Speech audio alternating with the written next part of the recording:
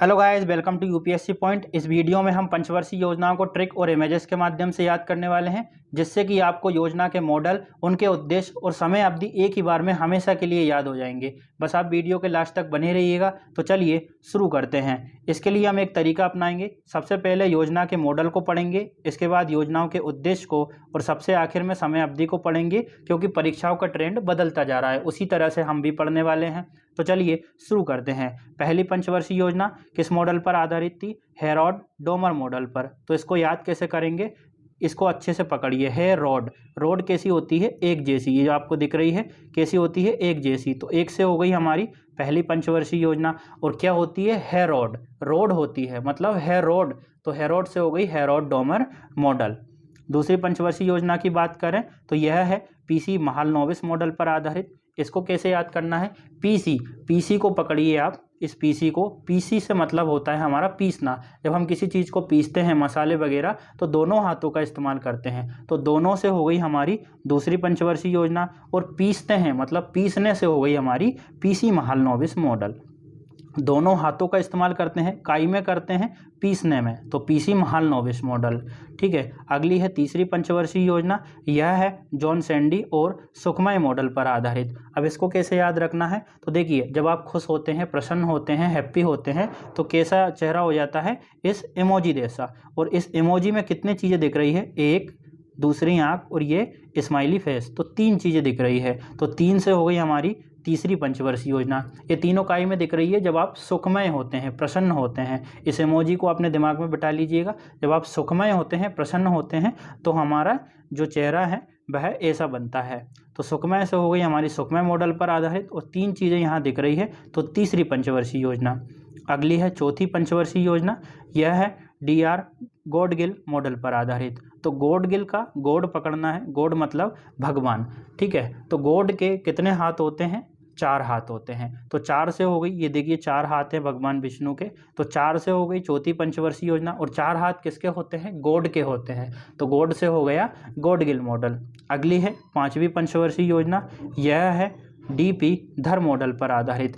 DP धर का आपको धर वर्ड पकड़ना है। जैसे अक्सर हम सुनते हैं पुलिस ने चोर को धर लिया, मतलब धरना मतलब किसी को पकड़ लेना। ठीक है। चोर को धर लिया है कि नहीं? तो धरने से हो गई हमारी डीपी धर मॉडल। और जब पुलिस चोर को पकड़ती है तो कैसे पकड़ती है? हाथ से पकड़ती है। और हाथ में कितनी उंगलियां होती है? 5। तो 5 से हो गई हमारी पांचवी पंचवर्षीय योजना। ठीक है। चलिए आगे बढ़ते हैं। योजनाओं के उद्देश्य भी हम याद करेंगे। आपको अच्छी लगे वीडियो तो लाइक, शेयर और सब्सक्राइब जरूर कीजिएगा। अब है हमारी छठी पंचवर्षीय योजना। इसमें है आगत निर्गत मॉडल। यह किस मॉडल पर आधारित है? आगत निर्गत मॉडल। तो देखिए, जब कोई अच्छी चीज़ होती है ना, तो हम उसको खरीदते हैं। कोई बेस्ट चीज़ होगी उसी को खरीदेंगे। खरीदने का मतलब होगा आयात करना। अच्छी चीज़, अच्छा अच्छा अच्छा से हो गया हमारा छठा। अच्छा, इसमें 6 है ना। तो छठी पंचवर्षीय योजना अच्छी। तो छठी पंचवर्षीय योजना, और अच्छी चीज़ होगी उसी को हम आयात करेंगे। तो आयात मतलब हो गया आगत निर्गत मॉडल। ठीक है, ये याद हो गई होगी। अब है सातवीं पंचवर्षीय योजना। तो सातवीं पंचवर्षीय योजना है जॉन मिलर मॉडल पर आधारित। अब इसको याद कैसे करना है? तो देखिए, मिलर का आप मिलना वर्ड पकड़िए, है कि नहीं? मिलना। देखिए, जब आप साथ में होते हैं, साथ में होते हैं, आसपास होते हैं, तो आप मिलते हैं दोस्तों से, रिश्तेदारों से, पड़ोसियों से। साथ में होते हैं तभी मिलते हैं। जब दूर चले जाते हैं तो नहीं मिलते हैं, उनसे बात भी नहीं करते हैं। तो साथ में होते हैं, तो सातवीं पंचवर्षीय योजना, तभी मिलते हैं। तो मिलने से हो गई हमारा जॉन मिलर मॉडल। 8वीं, 9वीं, 10वीं, इनका कोई मॉडल नहीं था, जानकारी नहीं है। अब बात करते हैं 11वीं की। 11वीं पंचवर्षीय योजना का मॉडल था हमारा सी रंगराजन मॉडल पर आधारित थी। इसको कैसे याद करना है? तो देखिए, 11वीं में क्या होता है, इसे लिखते हैं हम एक एक, है ना। तो एक एक को क्या करो? रंग लगाओ। एक एक को क्या करो? रंग लगाओ। एक एक मतलब 11, और 11 को क्या करो? रंग लगाओ। तो रंगराजन मॉडल। तो इस तरह से योजना के मॉडल आपको सारे याद हो जाएंगे। पूरी 12 पंचवर्षीय योजना हो गई। 12वीं के मॉडल की जानकारी नहीं है, यहाँ पंचवर्षीय योजनाएं खत्म होती है। अब बात करते हैं उद्देश्यों की। आई होप आपको सारे मॉडल याद हो गए होंगे, उद्देश्य भी काफ़ी अच्छे तरीके से याद होंगे। ठीक है, तो शुरू करें। बात करते हैं पहली पंचवर्षीय योजना के उद्देश्य की। तो देखिए, भारत क्या है, कृषि प्रधान देश है। हम अच्छे से जानते हैं भारत क्या है, कृषि प्रधान देश है। तो सबसे पहले क्या करेंगे, कृषि का विकास करेंगे। तो ये तो अंडरस्टूड है। तो कृषि का विकास इस योजना का उद्देश्य होगा। सबसे पहले मतलब पहली पंचवर्षीय योजना क्या करेंगे, कृषि का विकास करेंगे। तो कृषि का विकास इसका उद्देश्य है। अब बात करते हैं दूसरी पंचवर्षीय योजना। देखिए, जब आप कृषि का विकास कर लेते हैं, मतलब भुखमरी खत्म हो जाती है, तो आप क्या सोचेंगे कि एक आध दुकान डाल लेते हैं ताकि हमारा बिजनेस हो जाए। मतलब आप उद्योग स्थापित करना चाहते हैं। तो कृषि हो जाएगी, कृषि के बाद आप दुकान डाल लेंगे तो उद्योग डालेंगे। तो दूसरा हो गया हमारा, दूसरे नंबर पर क्या करेंगे, उद्योगों का विकास करेंगे दूसरे नंबर पर। अब बात करते हैं तीसरी पंचवर्षीय योजना के उद्देश्यों की। तो देखिए, आपने कृषि का विकास किया, उद्योग का विकास किया। अब इन दोनों का विकास यहाँ पर होगा, मतलब तीसरे में इन दोनों को मिला देंगे। 1+2 कितना होता है, 3 होता है। तो 3 से हो गई हमारी तीसरी पंचवर्षीय योजना, और पहली और दूसरी को मिला दिया, है कि नहीं। तो इस तरह से तीसरी पंचवर्षीय योजना का उद्देश्य हो गया। अब बात करते हैं चौथी, काफ़ी इंटरेस्टिंग है। देखिए, चौथी पंचवर्षीय योजना का उद्देश्य था आत्मनिर्भरता की प्राप्ति। तो आत्मनिर्भरता में आप पकड़िए आत्मा को।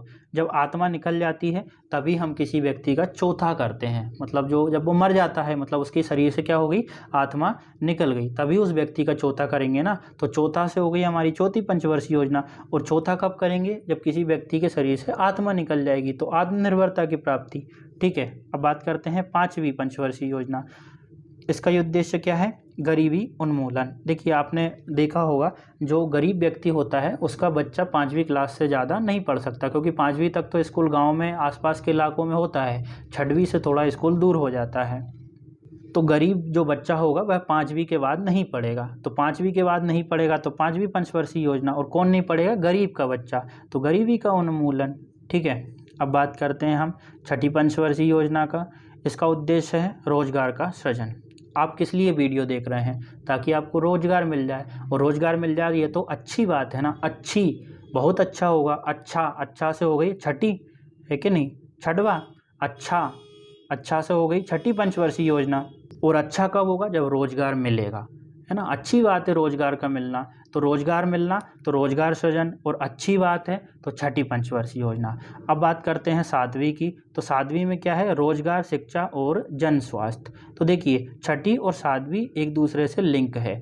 छठी में आप ये समझिए कि अच्छा होगा, आपको रोजगार मिलेगा। तो सातवीं में क्या होगा, देखिए, एक दूसरे का जब हम साथ देंगे तो रोजगार मिलेगा, है कि नहीं। जब हम अगर कोई आंदोलन करेंगे तो साथ में देंगे तभी सफल होंगे। इसी तरह से मैं आपका साथ दे रहा हूँ आपको पढ़ाने के लिए, आप मेरा साथ दे रहे हैं वीडियो देखने के लिए। तो इस तरह से एक दूसरे का साथ देंगे तभी रोजगार आपको मिलेगा। तो इस तरह से छठी और सातवीं दोनों रोजगार से रिलेटेड हैं, बस आपको अच्छे से याद रखना है। साथ देंगे तो रोजगार मिलेगा। तो सातवीं पंचवर्षीय योजना। अब हो गई हमारी आठवीं में है मानव संसाधन का विकास। तो मानव संसाधन, धन की बात हो रही है यहाँ पर, पैसे की बात हो रही है। तो धन अगर आपको किसी को देना है तो क्या करेंगे, उसके हाथ में देंगे। तो हाथ आठ, तो 8 से हो गई हमारी आठवीं पंचवर्षीय योजना। और धन की बात हो रही है, हाथ में ही देंगे, तो हाथ से 8 और धन देना है, तो मानव संसाधन, इसका विकास। अब बात हो रही है 9वीं की। तो 9वीं में क्या है, न्यायपूर्ण वितरण और समानता की। आपने किसी से पूछा कि भाई तुझे न्याय मिल रहा है या नहीं मिल रहा है, तो क्या बोलेगा वो, नहीं मिल रहा है भाई, मैं तो गरीब हूँ, न्याय नहीं मिल रहा है। No, never, I don't get justice, ठीक है। नो मतलब नो, मेरे को न्याय नहीं मिल रहा है। तो न्याय और नो, तो 9वीं पंचवर्षीय योजना। अगली है 10वीं में महिलाएं विरोध कर रही है कि भैया अब तो हमको क्या चाहिए, समानता। यहाँ पर समानता की बात हो रही है, सामाजिक न्याय और समानता। 10 मतलब बस, अब तो बस बहुत हुआ, अब हमको समानता चाहिए। तो सामाजिक न्याय और समानता। अगली है हमारी 11वीं और 12वीं। देखिए, ये दोनों एक दूसरे से इंटरलिंक है, इस वजह से ऐसी कोई विशेष ट्रिक नहीं बनाएंगे। यहाँ पर है तीव्रता व समावेशी विकास, और यहाँ है तीव्र अधिक समावेशी विकास, ठीक है। तो यहाँ पर हुआ समावेशी विकास और यहाँ हुआ अधिक समावेशी विकास। तो 11वीं 12वीं को आप ऐसे ही याद रखना कि 11वीं में पढ़ेंगे तो समावेशी विकास होगा, 12वीं कर लेंगे, बोर्ड एग्जाम क्लियर कर लेंगे तो अधिक समावेशी विकास होगा, ठीक है। ये हो गया। अब हम थोड़ी सी योजना आयोग को देख लेते हैं, फिर हम ईयर को याद करेंगे।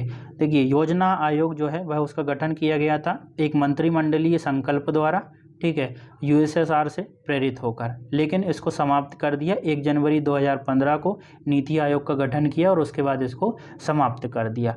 इसको गठन करने का उद्देश्य क्या था योजना आयोग का? तो देखिए, देश के संसाधनों का सही आकलन, विकास की आवश्यकता अनुसार पंचवर्षीय योजनाओं का निर्माण और प्राथमिकता अनुसार संसाधनों का सही आवंटन। इसको समाप्त क्यों किया गया?